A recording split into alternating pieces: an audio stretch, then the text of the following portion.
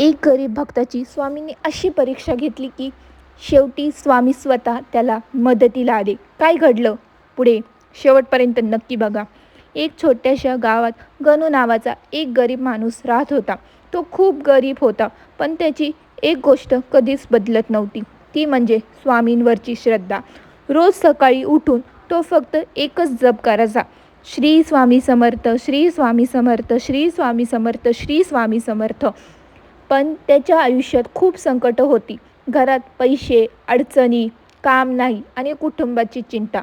एक दिवस तो खूप दुःखी झाला आणि रडत म्हणाला, स्वामी, मी रोज तुमचं नाव घेतो, पण माझं दुःख का संपत नाही आहे. दुसऱ्या दिवशी सकाळी तो गावाबाहेर गेला होता. तेवढ्यात त्याला एक वृद्ध साधू दिसले. साधूने त्याला हाक मारली, बाळा, खूप भूक लागली आहे, काय खायला आहे का.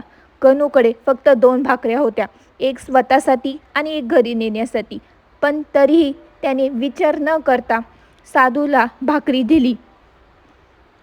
साधू हसले आणि म्हणाले, तुझं चांगलं होईल, श्रद्धा सोडू नकोस. हे बोलून ते अचानक तिथून निघून गेले. काही दिवसांनी आश्चर्य झालं. गणूला चांगलं काम मिळालं, घरात सुख यायला लागलं आणि त्याच्या आयुष्यात संकटं कमी झाली. त्या रात्री त्याला स्वप्नात स्वामी समर्थ दिसले आणि म्हणाले, मीच त्या दिवशी साधू म्हणून त्या रूपात आलतो. श्री